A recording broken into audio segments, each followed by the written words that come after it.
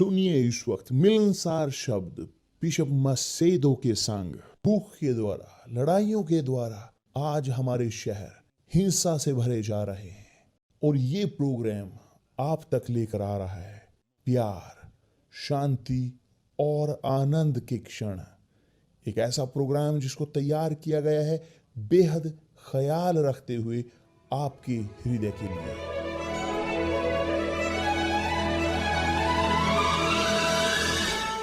और अब आपके साथ मिलनसार शब्द बिशप मसेदो के।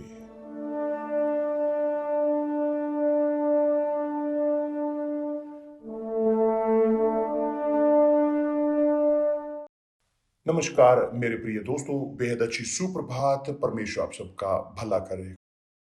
खोलते हुए आपके दिमाग को, प्रकाशित करते हुए आपकी समझदारी को, ताकि हर एक समझ सके परमेश्वर की इच्छा को अपनी जिंदगी के लिए। और स्पष्ट है कि जानते हुए परमेश्वर की इच्छा अपनी जिंदगी के लिए और अभ्यास करते हुए, उसको अभ्यास में लाते हुए कि आप पूर्ण हो पूरी तरह से। क्यों? क्योंकि जब हम समर्पित करते हैं अपनी इच्छा को परमेश्वर की इच्छा के अनुसार, जब हम समर्पित करते हैं अपनी इच्छा को, समर्पित करते हैं परमेश्वर की इच्छा के अधीन, तो हम खुश होते हैं। क्यों? क्योंकि जैसे एक दूसरे के साथ इस प्रकार होता है कि प्रभु यीशु आए इस संसार में इच्छा पूरी करने के लिए पिता की। पुत्र परमेश्वर आया संसार में पिता परमेश्वर की इच्छा पूरी करने के लिए।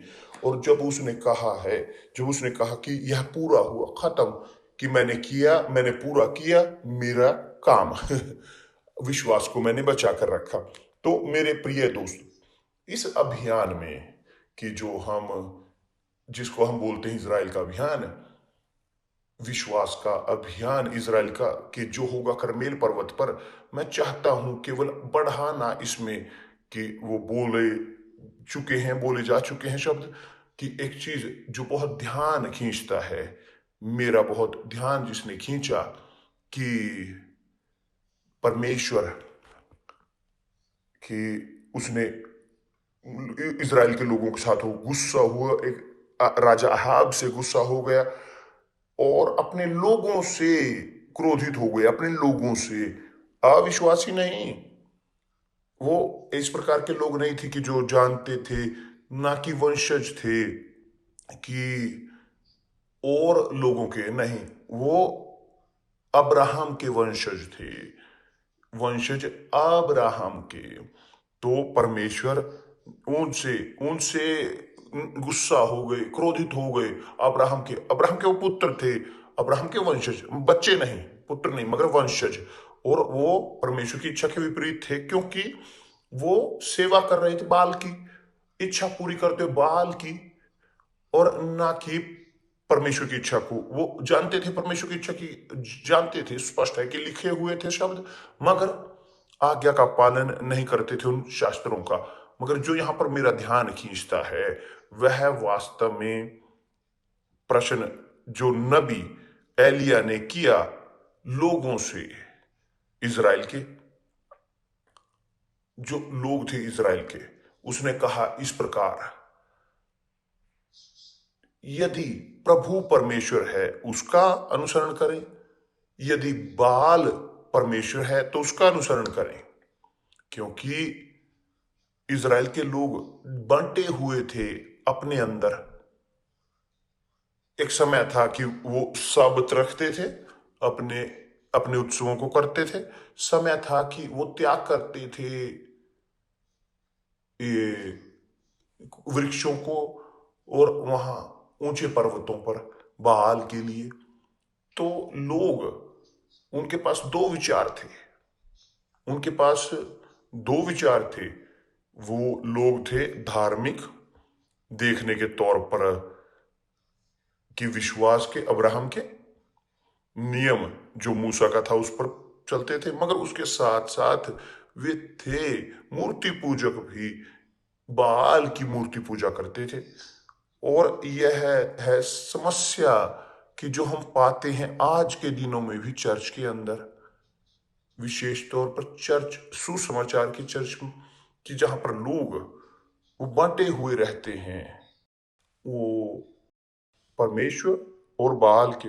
मगर आप विश्व हमारे पास ये नहीं है इस प्रकार। जब एक व्यक्ति रहता है कोशिश करते हुए, सेवा करते हुए वेदी की, और उसी समय सोने की या भेंट की वेदी के, तो वो रहते हैं बांटे हुए अपने अंदर। वो चाहते हैं प्रसन्न करना परमेश्वर को, वो चाहते हैं अपने खुद को भी प्रसन्न करना। और यही है एक बुराई, एक बहुत ही मजबूत, जो आदमी को बांधे रखती है, एक व्यक्ति के विश्वास को जकड़े रखती है। उनका विश्वास शुद्ध होना चाहिए। हमारा विश्वास ये निश्चय और निर्धारित किया होना चाहिए, हाँ या ना। उसका अनुसरण करें जो आप चाहते हो, मगर दो में रहना। आप जानते हो, बाल की सेवा करोगे आप हारोगे, और परमेश्वर की सेवा करोगे आप आशीष प्राप्त करोगे। मगर चर्च के अंदर लोग सेवा करते हैं परमेश्वर की कथित तौर पर, मगर चर्च के बाहर वो सेवा करते हैं बाल की। वो अपने शरीर की सेवा करते हैं, अपनी इच्छाओं की, अपने लालचों की, अपनी इच्छाओं को। और तब जी हाँ, यह रचना, उसके पास समस्या होती है बहुत गहरी अपने अंदर। और क्योंकि देखने के तौर पर इस प्रकार दिखावा, वो हैं इवेंचुअलिकल, वो विश्वासु हैं, वो विश्वास करते हैं परमेश्वर पर। देखने के तौर पर अंदर वे मूर्ति पूजक होते हैं, क्योंकि वो चाहते हैं वह करना, हमेशा अपनी इच्छा को प्रबल करना, और रहते हैं दो एक और दूसरे में। तो मेरे प्रिय दोस्त, प्रभु यीशु अपनी प्रार्थना में वो उन्होंने सिखाया, पूरी तरह से स्पष्ट रखा है। उन्होंने कहा है कि जब तुम प्रार्थना करो, अपने दरवाजे को बंद करें और अपने कमरे में बंद करें, अपने पिता से गुप्त में बात करें, और गुप्त में तुम्हारा पिता तुम्हें आशीष देगा। और बोलें, हे हमारे पिता तू जो स्वर्ग में है, तेरा नाम पवित्र माना जाए, पवित्र माना जाए तेरा नाम मेरी जिंदगी में, ताकि मेरी जिंदगी वो दिखा सके, ग्रहण कर सके, स्वर्ग के राज्य को बढ़ा सके, परमेश्वर के राज्य को यहां धरती पर, ताकि तब तब अंत में कि तेरी इच्छा पूरी हो यहां धरती पर, कि जैसे यह स्वर्ग में पूरी होती है।